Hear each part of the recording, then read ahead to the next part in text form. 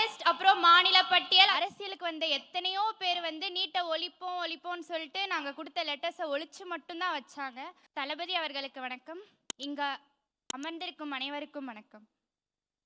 அன்னையிலிருந்து தளபதி அவர்கள் நீட்டை அப்போஸ் பண்ணிட்டு இருக்காரு. இன்னி வரைக்கும் அதே ஸ்டாண்ட்ல இருக்காரு. அரசியலுக்கு வந்த எத்தனையோ பேர் நீட்டை ஒழிப்போம்னு சொல்லிட்டு நாங்க கொடுத்த லெட்டர்ஸை ஒழிச்சு மட்டும்தான் வச்சாங்க. ஆனா சார் மட்டும்தான் அதுக்கு ஒரு பெர்மனன்ட் சொல்யூஷன் கொடுத்திருக்காரு. கரண்ட் லிஸ்ட் அப்புறம் மாநில பட்டியல் அதெல்லாம் சுட்டி காட்டினது தளபதி அவர்கள் மட்டும்தான். எங்களை எல்லாரும் ஒரு அரசியலா பார்த்தப்போ தளபதி அவர்கள் மட்டும்தான் எங்களை ஒரு உணர்வா பார்த்தாரு. இன்னைக்கு கூட அவரோட ஸ்பீச்சை ஆரம்பிக்கும் போது நீட் மட்டும் உலகம் இல்லை அப்படின்னு சொல்லிட்டு தான் ஒரு மோட்டிவேஷனா அவரோட ஸ்பீச்சையே ஸ்டார்ட் பண்ணாரு. அவர் அரசியலுக்கு வந்தா ஒரு மாற்றம் வரும், அதுதான் நடக்கவும் போகுது. விஜய் சார் அப்படின்னா வெற்றி, வெற்றி அப்படின்னா விஜய் சார். இது என்னைக்குமே மாறாத உண்மை. நன்றி.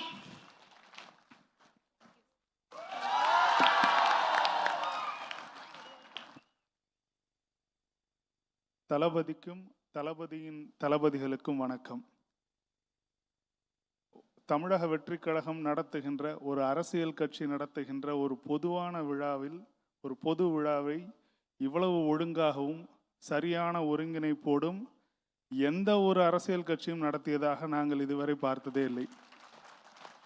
ஒரே ஒரு காரணம்தான், தலைமை சரியாக இருந்தால் தொண்டர்கள் சரியாக இருப்பார்கள். இங்கு தலைமை சரியாக இருக்கிறது, அதனால் தொண்டர்கள் சரியாக இருக்கிறார்கள். இது ஒரு வாழ்த்து.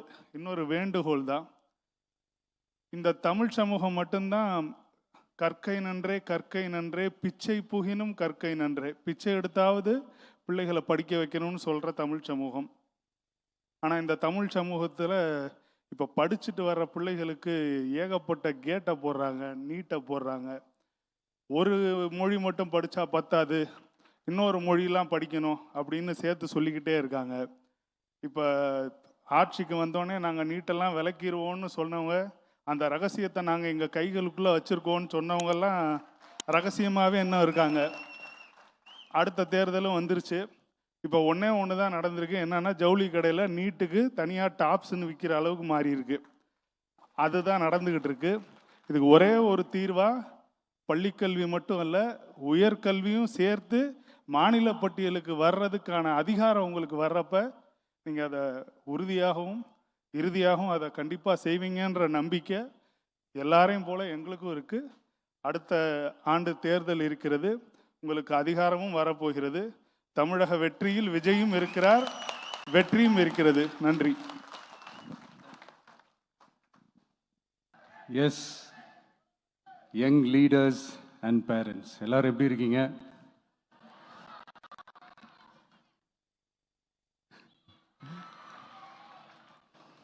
உங்க எல்லாரையும் சந்திச்சதுல மிக்க மிக்க மகிழ்ச்சி. Thank you. Love you too. First of all, congratulations for your this beautiful achievements.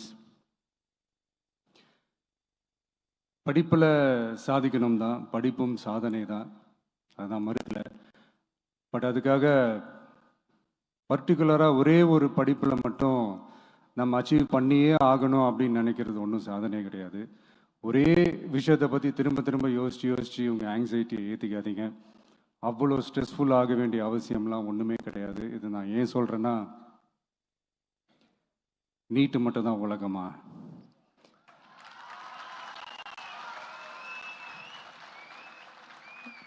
நீட்டை தாண்டி இந்த உலகம் ரொம்ப ரொம்ப பெருசு.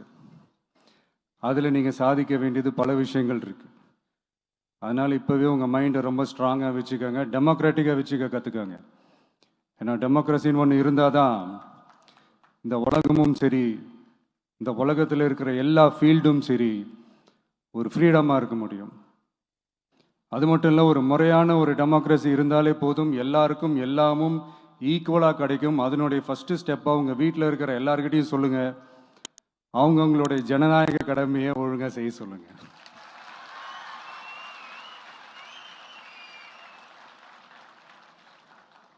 ஜனநாயக கடமையை சரியாக செய்கிறதுனா அது ஒன்றும் பெரிய ஒரு விஷயம்லாம் கிடையாது, சாதாரணமான விஷயந்தான். நல்லவங்க, நம்பிக்கையானவங்க, இது வரைக்கும் ஊழலே செய்யாதவங்க யாருன்னு பார்த்து தேர்ந்தெடுக்க சொல்லுங்க. அவ்வளோதான், as simple as that. அதுதான் அந்த கடமை.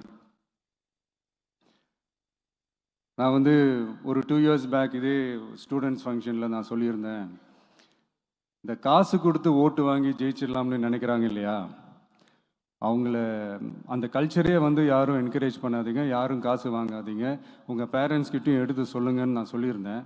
அதை அப்படியே ஃபாலோ பண்ணுங்க. ஆனால் நீங்கள் வேணா பாருங்க அடுத்த வருஷம் என்ன நடக்க போகுதுன்னு. வண்டி வண்டியாக கொண்டாந்து கொட்ட போகிறாங்க. அது அத்தனையும் உங்ககிட்ட இருந்து கொள்ளையடிச்ச பணம் தான். என்ன பண்ண போறீங்க? என்ன பண்ணணும்னு உங்களுக்கு கரெக்டா தெரியும். அது நான் சொல்லி தான் புரிய வைக்கணும்னு ஒன்றும் அவசியம் இல்லை. அண்ட் மை டியர் பேரண்ட்ஸ், உங்ககிட்ட ஒரு சின்ன ரிக்வெஸ்ட். உங்கள் குழந்தைங்களோட விஷயத்தில் எதுவும் ஃபோர்ஸ் பண்ணாதீங்க, ப்ரெஷர் போடாதீங்க, எதுவும் இம்போஸ் பண்ணாதீங்க. ஃபர்ஸ்ட் ஆஃப் ஆல் அவங்களுக்கு என்ன பிடிச்சிருக்குன்றதை தெரிஞ்சுக்கிட்டு அதுக்கு ஏற்ற மாதிரி வழி நடத்துங்க. நான் டெஃபினட்டாக சொல்கிறேன், எத்தனை தடைகள் வந்தாலும் அவங்கவுங்களுக்கு பிடிச்ச விஷயத்தில், அவங்கவுங்களுக்கு பிடிச்ச துறையில் அவங்க கண்டிப்பாக சாதிச்சு காட்டுவாங்க.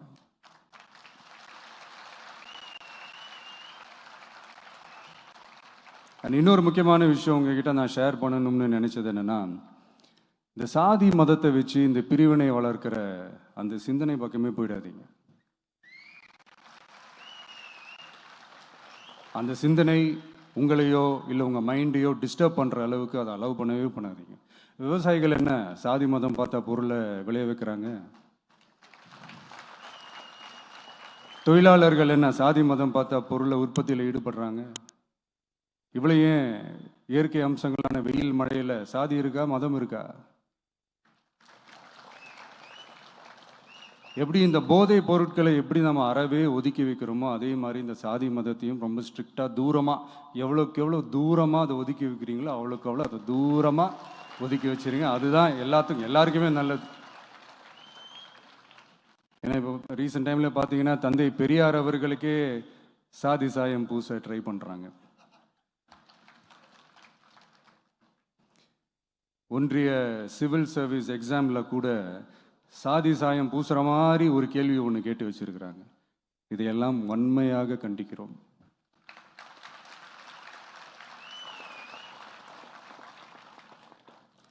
இந்த உலகத்தில் எது சரி எது தவறு அப்படின்றத அனலைஸ் பண்ணி பார்த்தாலே போதும், ஒரு குழப்பம் இல்லாத ஒரு தெளிவான ஒரு வாழ்க்கையை ஒன்று வாழலாம்.